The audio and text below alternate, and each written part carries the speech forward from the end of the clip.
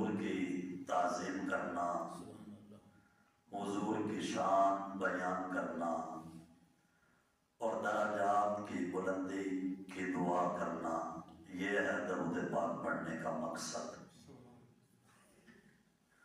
اور نبی پاک صلی اللہ علیہ وآلہ وسلم پر محبت میں ڈوب کر حق غلامی کی ادائیگی اور توقیر اور تعظیم کی خاطر درود بھیجنا ایمان کا اعلیٰ ترین شعبہ ہے۔ اس لیے جب بھی نبی پاک صلی اللہ علیہ وآلہ وسلم کا نام نامی اسم گرامی غلاموں کے سامنے لیا جاتا ہے تو پھر محبت کا تقاضا یہ ہوتا ہے کہ غلام مصطفیٰ جان رحمت صلی اللہ علیہ وآلہ وسلم کی ذات پر درود پاک کا تحفہ پیش کرتے ہیں۔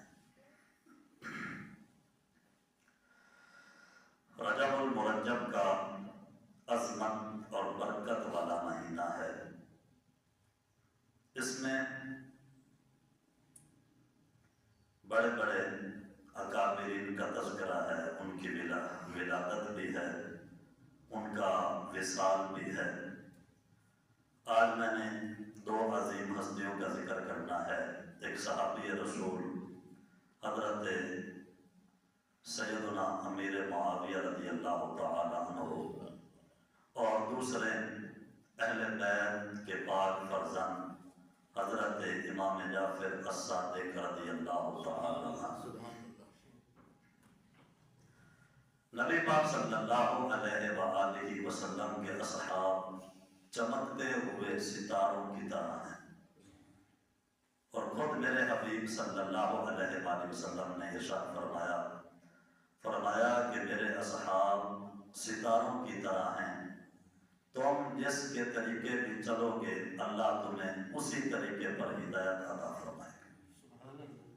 جس صحابی کے راستے پہ چلو گے، جس کا طریقہ چنو گے اور جس صحابی کے طریقے پہ چلو گے تو اللہ اسی طریقے کے اوپر چلنے کی بدولت رب تمہیں بھی ہدایت نصیب فرمائے گا۔ اور کریمہ کا صلی اللہ علیہ وآلہ وسلم کا فرمان عالی شان ہے۔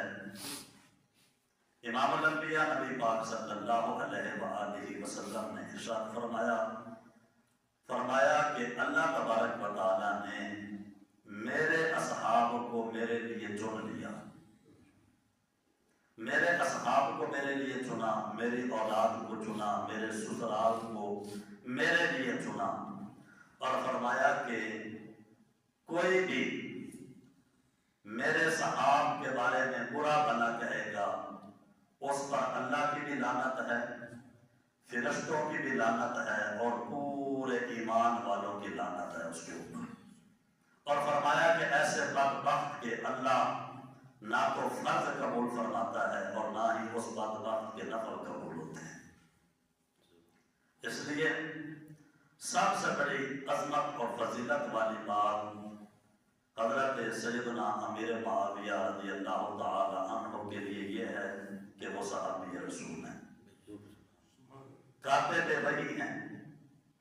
قرآن پاک لکھنے کی جن اصحاب کو سعادت نصیب ہوئی ان میں سے حضرت سیدنا امیر معاویہ رضی اللہ تعالی عنہ کی ذات بھی ہے۔